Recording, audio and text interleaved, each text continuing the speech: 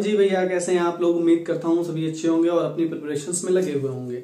तो बात करें अगर हम थर्मोडायनामिक्स की, तो कुछ बेसिक अंडरस्टैंडिंग हम पिछले टॉपिक्स में डेवलप कर चुके हैं। वहां पे छोटी छोटी चीजें हम लोगों ने पढ़ ली हैं, छोटी छोटी चीजें पढ़ी हैं, जिसमें हमने सिस्टम के बारे में स्टडी कर लिया है, थर्मल इक्विलिब्रियम क्या होता है उसको जान लिया है। उसके अलावा हमने थर्मोडायनामिकल इक्विलिब्रियम की बात कर ली है, मैकेनिकल इक्विलिब्रियम, केमिकल इक्विलिब्रियम और थर्मल इक्विलिब्रियम, तीनों उस टॉपिक में हमने कवर किए। बात करने वाले हैं आज हम एक नए टॉपिक के बारे में, जिसका नाम लिखा हुआ है, पढ़ सकते हैं सभी उम्मीद है, जीरोथ लॉ। ठीक, तो जीरोथ लॉ देखो, 2 बार मैं कोशिश कर चुका हूँ ये वीडियो बनाने की, और सब लोग देख रहे हैं उंगलियां रंगीन हो गई हैं ना। तो ये इसी वजह से हो गई क्योंकि मेरा पेन अभी धोखेबाज निकला मेरे साथ, तो जिस वजह से मेरी उंगलियां ऐसी हो गई। उन पे फोकस ना करते हुए टॉपिक पे चलते हैं। तो टॉपिक में आज हमको जीरोथ लॉ के बारे में पढ़ना है। जीरोथ लॉ देखते हैं, पहले इसका स्टेटमेंट क्या कहता है, फिर बहुत अच्छे से डिटेलिंग में जाएंगे हम लोग कि थर्मोडायनामिक्स में इसका क्या रोल है, कैसे इसको जीरोथ लॉ का ही नाम दिया गया। क्योंकि जीरोथ लॉ की अगर बात करें तो ये मेनली थर्मोडायनामिक्स में टेम्परेचर को डिफाइन करता है। किसको डिफाइन करता है? ये मेनली टेम्परेचर को डिफाइन करता है। टेम्परेचर से रिलेटेड ये पहला लॉ है हमारे पास। ठीक है, टेम्परेचर से रिलेटेड ये क्या है हमारे पास? पहला लॉ है ये, टेम्परेचर से रिलेटेड। समझ में आई बात? तो अगर हम जीरोथ लॉ की बात करें तो जीरोथ लॉ कहता है if two systems A and B are separately in thermal equilibrium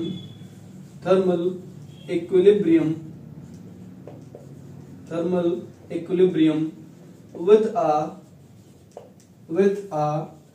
third system C।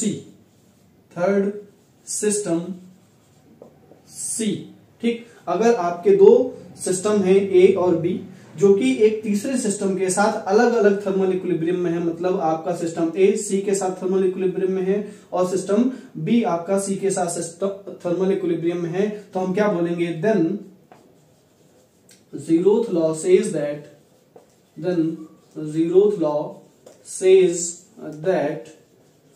A and B are also in thermal equilibrium। तो क्या कहता है ये लॉ?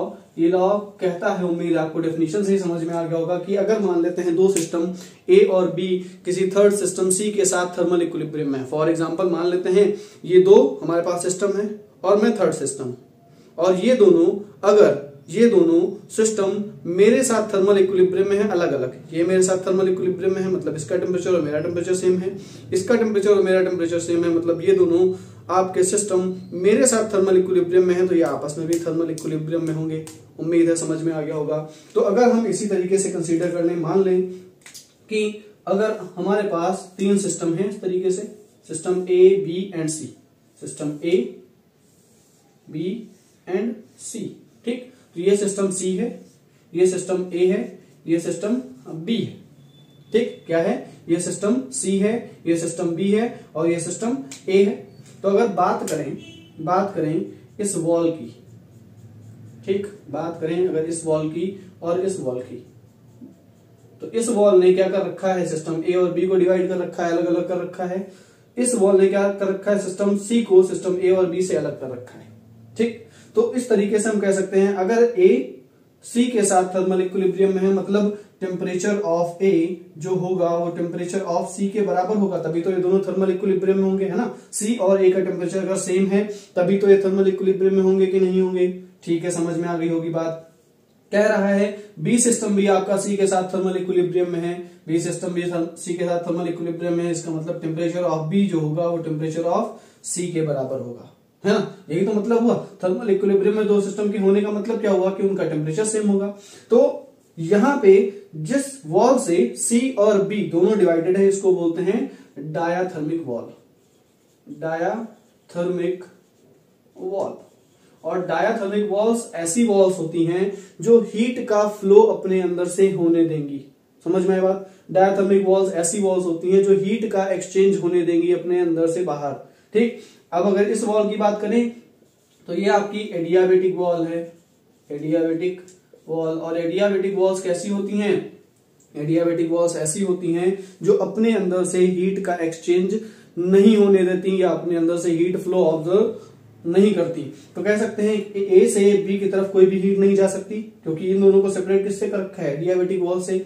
ना तो बी की तरफ से ए की तरफ कोई हीट आ पाएगी। लेकिन अगर हम बात करें, देखो अगर हम बात करें इन दोनों टेम्परेचर, इन दोनों सिस्टम्स की, तो सी और बी किससे डिवाइडेड है, एक डायाथर्मिक वॉल से डिवाइडेड है, जो कि हीट का एक्सचेंज करेगी, है ना, हीट एक्सचेंज कर सकती है एक डायाथर्मिक वॉल के केस में।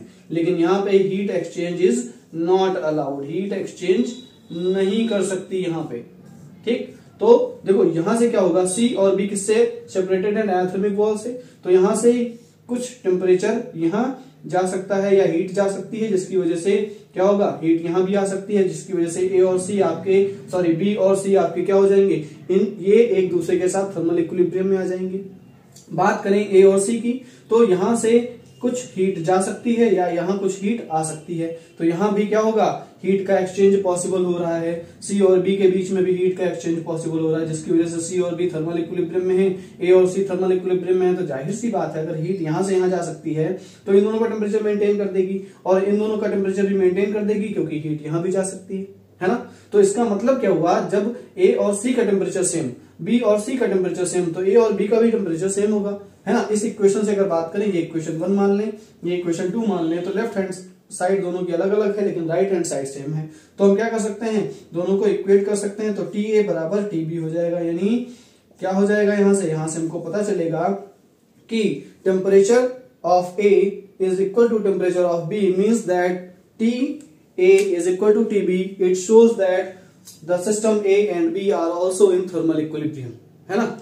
यही तो बता रहा है हमको। तो देखो एक तरीके से बेवकूफ बनाने वाली बात हुई, है ना। जीरोथ साहब, अगर यहाँ पे बात की जाए तो जीरोथ लॉ जो है उसने हमको सिर्फ बेवकूफ बनाया है। ये तो सिंपल सी बात है यार, इसमें कुछ सोचना ही नहीं, कॉमन सेंस की बात है कि अगर दो चीजें एक दूसरे किसी एक तीसरी चीज के साथ थर्मल इक्विलिब्रियम में है, तो जाहिर सी बात है क्या होगा कि वो दोनों आपस में थर्मल इक्विलिब्रियम में होंगी, है ना।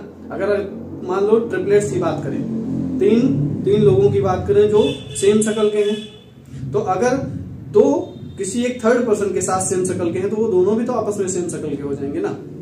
इसमें कौन सी बात है, इसमें कोई लॉ देने वाली बात थोड़ी थी, लेकिन दे दिया गया। तो बात करते किसने दिया था, एक आर.एच. फाउल नाम के साइंटिस्ट थे, उन्होंने 1931 में लॉ दिया। ये कब दिया, 1931 में लॉ दिया। अब अगर इसकी बात करें जीरोथ लॉ की, तो जीरोथ लॉ हमारा आने से पहले 1931 में आया, और उससे पहले हमारा थर्मोडायनेमिक्स का फर्स्ट और सेकंड लॉ आ चुका था। उसके बाद ही आया है जीरोथ लॉ, फिर भी इसको जीरोथ लॉ बोला गया, है ना। फर्स्ट और सेकंड लॉ इससे पहले आ चुके थे, लेकिन उसके बाद ये लॉ डेवलप हुआ, फिर भी इसको जीरोथ लॉ बोला गया। तो उसके पीछे का रीजन ये था, ये टेम्परेचर को डिफाइन करने वाला पहला लॉ था, जिसने टेम्परेचर के बारे में कुछ बताया। अब टेम्परेचर के बारे में इसने ये बताया कि अगर मान लो कोई दो थर्मोडायनेमिकल सिस्टम है, ठीक, कोई दो थर्मोडायनेमिकल सिस्टम है, तो टेम्परेचर उनसे रिलेटेड वो क्वांटिटी है, क्या है, अगर मान लो दो थर्मोडायनेमिकल सिस्टम है, ये दो थर्मोडायनेमिकल सिस्टम है, और तो हम कहेंगे कि टेम्परेचर इनसे रिलेटेड, इन थर्मोडायनेमिकल सिस्टम से रिलेटेड वो प्रॉपर्टी है जो ये डिसाइड करेगी कि ये थर्मल इक्विलिब्रियम में है कि नहीं है। और जब कभी भी किन्हीं भी दो सिस्टम्स को आपको थर्मल इक्विलिब्रियम में डिफाइन करना होगा, तो वहां टेम्परेचर का सहारा आपको लेना पड़ेगा। टेम्परेचर ही बताएगा कि वो थर्मोडायनेमिकल इक्विलिब्रियम में है या नहीं है, ठीक। तो उम्मीद है इतनी सारी बातें आपको समझ में आ गई होंगी जीरोथ लॉ से रिलेटेड। ठीक है, आगे बढ़े। तो आगे अब हमको पढ़ना है जीरोथ लॉ के बाद कॉन्सेप्ट है अब हमारे पास किस चीज का, स्क्रीनशॉट लेना चाहें तो ले सकते हैं। इसके बाद हमारे पास कॉन्सेप्ट है एक इंटरनल एनर्जी का। किसका कॉन्सेप्ट है, इंटरनल एनर्जी का कॉन्सेप्ट है। तो इंटरनल एनर्जी देखते हैं क्या होती है। किसी भी सिस्टम की अगर बात की जाए तो इंटरनल एनर्जी क्या है, इंटरनल एनर्जी कह सकते हैं कि किसी भी सिस्टम की, जैसे आपके अंदर की एनर्जी क्या है वही तो आपकी इंटरनल एनर्जी होगी। तो उसी तरीके से अगर सिस्टम को स्टडी करना चाहते हैं तो सिस्टम के अंदर की एनर्जी जो होगी वो सिस्टम की इंटरनल एनर्जी बोली जाएगी। अब सिस्टम की इंटरनल एनर्जी को अगर आपको डिफाइन करना है तो कौन कौन सी चीजों को डिफाइन करना पड़ेगा। सिस्टम की अगर इंटरनल एनर्जी को आपको डिफाइन करना है तो मेनली दो चीजों को डिफाइन करना पड़ेगा। कौन कौन सी दो चीजें हैं इंटरनल एनर्जी की बात करें, इंटरनल एनर्जी। तो इंटरनल एनर्जी की अगर हम बात करें तो इंटरनल एनर्जी कह सकते हैं कि किसी भी सिस्टम के अंदर की एनर्जी होगी। तो अंदर की एनर्जी आएगी कहां से, मॉलिक्यूलर मोशन की वजह से आएगी, है ना। हमें पता है कोई भी गैस की बात करें, किसी भी सिस्टम की बात करें तो किससे मिलकर बनी हुई है, एटम्स और मॉलिक्यूल से। और अगर टेम्परेचर अदर देन जीरो है कुछ भी, तो मॉलिक्यूल्स रैंडम मोशन में होंगे, और रैंडम मोशन में होंगे तो एक दूसरे से कोलिजन वगैरह सब कुछ कर रहे होंगे। ये सब अभी हम काइनेटिक थ्योरी ऑफ गैसेस में पढ़ेंगे। तो मॉलिक्यूल्स अगर रैंडम मोशन में है तो उनके पास कौन सी एनर्जी आएगी, उनके पास आएगी काइनेटिक एनर्जी। और हमें पता है कि एटम्स क्या होते हैं किसी भी सिस्टम के, अगर एटम्स की बात की जाए तो एक दूसरे को बांधे हुए हैं, है ना, इंटर एटॉमिक या इंटर मॉलिकुलर फोर्सेस की वजह से। और जहां कहीं भी फोर्स ऑफ अट्रैक्शन या फोर्स ऑफ रिपल्सन डेवलप होगा वहां पे एक पोटेंशियल एनर्जी भी लगेगी। क्या होगा, पोटेंशियल एनर्जी भी वहां डेवलप हो जाएगी। तो इंटरनल एनर्जी की बात करें तो ये क्या है, इट इज द, देखो पेन हमारा फिर धोखा दे रहा है, रुक जाओ यार, मान जाओ हमारा कहना, नहीं मान रहे हैं, इंक ज्यादा हो गई लग रहा है आज, हाथ रंगीन हो गए, खून से सने हाथ। तो इंटरनल एनर्जी की बात की जाए तो इंटरनल एनर्जी क्या है, it is the sum of the kinetic and potential energy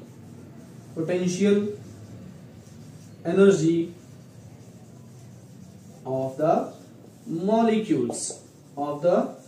molecules. तो ये जितने भी किसी भी सिस्टम में मॉलिक्यूल्स लाई करेंगे, या एटम्स भी बोल सकते हैं हम, यहाँ पे एटम बोल लो या मॉलिक्यूल्स बोल लो, दोनों ही चीजें सही हैं। तो इंटरनल एनर्जी की बात करें तो ये क्या है, ये sum of the kinetic energy and potential energy of the molecules है। अब काइनेटिक एनर्जी हमने बताया कहां से डेवलप होगी, क्योंकि रैंडम मोशन कर रहे हैं मॉलिक्यूल्स या एटम्स, तो उनकी वजह से काइनेटिक एनर्जी डेवलप हो जाएगी। और पोटेंशियल एनर्जी हर उस जगह पर डेवलप होगी जहां पे आपके इलेक्ट्रॉन प्रोटॉन अगर एक दूसरे को अट्रैक्ट कर रहे हैं या रिपेल कर रहे हैं, है ना। तो इंटरनल एनर्जी का फॉर्मूला हमको पता है, U = 1/4πε0। आगे पढ़ेंगे Q1 Q2/R, यही होती है पोटेंशियल एनर्जी। तो ये पोटेंशियल एनर्जी है, पोटेंशियल एनर्जी इन इलेक्ट्रोस्टैट्स, ये क्लास 12th में पढ़ेंगे हम लोग। तो ये इंटरनल एनर्जी हो जाती है। अब इंटरनल एनर्जी के बारे में पढ़ लिया हमने, एक दो चीजें और हैं जो बेसिक्स में आती हैं, वो हमको पता होनी चाहिए थर्मोडायनेमिक्स पढ़ने से पहले।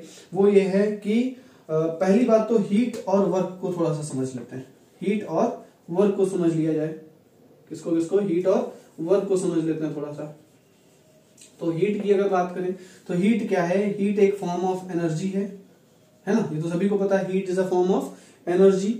वर्क क्या है, वर्क भी is a form of energy है। जाहिर सी बात है, कोई भी सिस्टम है अगर क्या करो उस पर कुछ काम करोगे तो उसकी एनर्जी में वेरिएशन आएगा। एक हमारे पास फॉर्मूला था ना, जो हम लोगों ने वर्क पावर एनर्जी की थ्योरम पढ़ रखी है, वहां से क्या डिफाइन होता है, वहां से K final minus K initial is equal to work done मिला था ना हम लोगों को, K final minus K initial is equal to work done. तो अगर किसी भी बॉडी की आपको काइनेटिक एनर्जी चेंज करनी है या पोटेंशियल एनर्जी चेंज करनी है तो आपको उस पर कुछ ना कुछ काम करना पड़ेगा। तो यानी वर्क भी तो एनर्जी का ही फॉर्म हुआ ना, क्योंकि इन दोनों को इक्वेट हम कब कर पा रहे हैं, इन दोनों को इक्वेट तभी तो कर पा रहे हैं, ये एनर्जी है, वर्क है। तो अगर ये दोनों की फॉर्म अलग अलग होती या दोनों को अगर देखा जाए ये अलग अलग होते तो क्या हम इक्वेट कर पाते, नहीं कर पाते। इसका मतलब किसी भी तरीके की अगर एनर्जी की बात की जाए तो वो वर्क है। ठीक, अब थोड़ा सा डिफरेंस है। हीट में क्या है, हीट हमेशा हायर टेम्परेचर रीजन से लोअर टेम्परेचर रीजन की तरफ फ्लो करती है ना। हीट कहां से कहां जाती है, हायर टेम्परेचर रीजन से लोअर टेम्परेचर रीजन की तरफ। लेकिन वर्क के लिए टेम्परेचर को हम लोग डिफाइन नहीं करते, है ना। वर्क पे टेम्परेचर का कोई फर्क नहीं पड़ता, टेम्परेचर से मतलब नहीं है, काम अगर हो रहा है तो काम हो रहा होगा, काइनेटिक एनर्जी या पोटेंशियल एनर्जी चेंज हो रही होगी। जबकि हीट के केस में ऐसा होता है। तो ये डिफरेंस है। हीट की अगर बात करें तो हीट क्या है, हीट उस एनर्जी का फॉर्म है, एनर्जी जो मूव कर सकती है, इसीलिए हम बोल सकते हैं energy in motion is called as heat और energy in transit is called as heat. जो एनर्जी मूव कर सकती है, एनर्जी इन ट्रांजिट, उसको क्या बोलते हैं, उसको बोलते हैं हम हीट। जबकि वर्क डन क्या है, वर्क डन तो फोर्स इनटू डिस्प्लेसमेंट हम लोग निकालते आ रहे हैं, पता होगा। आगे बढ़ते हैं। तो ये हीट और इसकी बात हो गई। अब एक टॉपिक और यहाँ पे बच रहा है, उसको थोड़ा सा समझ लेते हैं क्या है। तो वो हमारा टॉपिक है अब वो है साइन कन्वेंशन का। ठीक है, sign convention in the sense कि अगर वर्क डन हो रहा है तो उसको हम पॉजिटिव साइन के साथ लिखेंगे या नेगेटिव साइन के साथ लिखेंगे। इंटरनल एनर्जी है, हीट है, तो इन सबको हम किस साइन के साथ लिखते हैं, तो उसको हम साइन कन्वेंशन में पढ़ते हैं। ठीक है, साइन कन्वेंशन, साइन कन्वेंशन में हमको क्या पढ़ना है, साइन कन्वेंशन में हमको देखना है कि अगर कोई भी सिस्टम है आपके पास जो हीट एब्जॉर्ब कर रहा है तो क्या लिखेंगे, heat absorbed by a system, heat absorbed by a system is taken as positive. उसको क्या लिखते हैं, पॉजिटिव लिखते हैं, पॉजिटिव साइन के साथ लिखेंगे। अगर कहीं भी हीट सिस्टम एब्जॉर्ब कर रहा है तो उसको किस साइन के साथ लिखेंगे, पॉजिटिव साइन के साथ लिखेंगे। And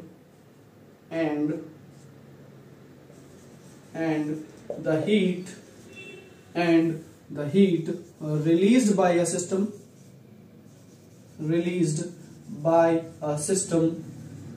is taken as negative, उसको नेगेटिव साइन के साथ लिखा जाएगा, पहला साइन कन्वेंशन रूल। ठीक, तो अगर देखें किसी भी, मान लो ये सिस्टम है और सिस्टम में बाहर से हीट आ रही है, मतलब क्या हो रहा है, अगर डेल्टा क्यू, क्यू क्या होती है, क्यू से हम हीट को रिप्रेजेंट करते हैं। ठीक, क्यू से किसको रिप्रेजेंट करते हैं, हीट को रिप्रेजेंट करते हैं। तो अगर इस सिस्टम में बाहर कहीं से हीट आ रही है, यानी ये सिस्टम क्या कर रहा है, एब्जॉर्ब कर रहा है हीट को, तो इस हीट को हम पॉजिटिव साइन के साथ लिखेंगे। अगर यहां से हीट निकल रही है डेल्टा क्यू के फॉर्म में तो उसको हम नेगेटिव साइन के साथ लिखेंगे। समझ में आ गई होगी बात। नेक्स्ट लॉ की बात करते हैं, नेक्स्ट साइन कन्वेंशन की बात करते हैं। तो ये साइन कन्वेंशन का लॉ कहता है कि the work done by the system is taken as positive. अगर सिस्टम काम कर रहा है तो उसको हम क्या बोलेंगे, work done by the system बोलेंगे और उसको पॉजिटिव साइन के साथ लिखा जाएगा। तो यहाँ वर्क डन कितना होगा, वर्क डन पॉजिटिव साइन के साथ लिखा जाएगा। और work done on the system अगर बात की जाए, work done on the system, तो work done on the system की बात की जाए तो work done on the system कैसे लिखेंगे, नेगेटिव साइन के साथ लिखेंगे। ये हो गया दूसरा साइन कन्वेंशन। अब देखो work done by the system, work done on the system का मतलब क्या हुआ। फॉर एग्जांपल अगर कंसीडर कर लें कि हमारे पास एक कंटेनर है और कंटेनर में हमने गैस फिल कर रखी है।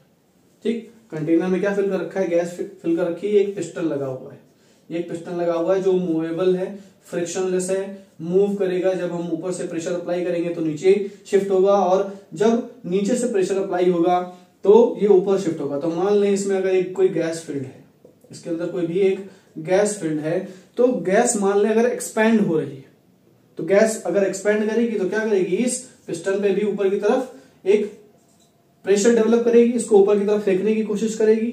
तो होगा क्या, ये ऊपर की तरफ शिफ्ट होगा। अब अगर ये पिस्टन ऊपर की तरफ शिफ्ट हो रहा है तो काम कौन कर रहा है, काम गैस कर रही है ना।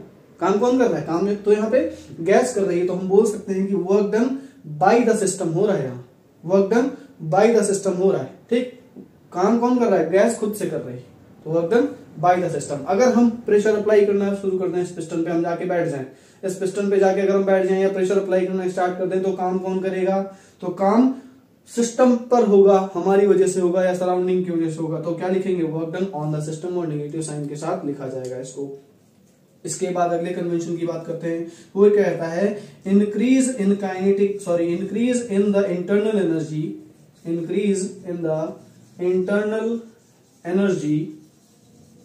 इज टेकन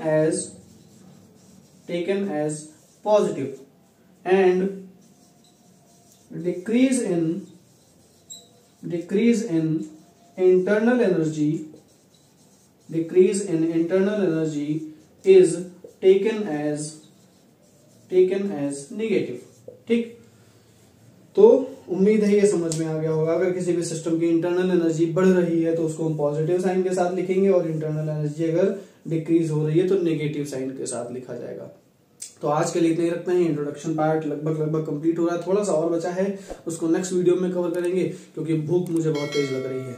तो मिलते हैं नेक्स्ट वीडियो में, तब तक के लिए राधे राधे, मिलते रहेंगे ऐसे ही।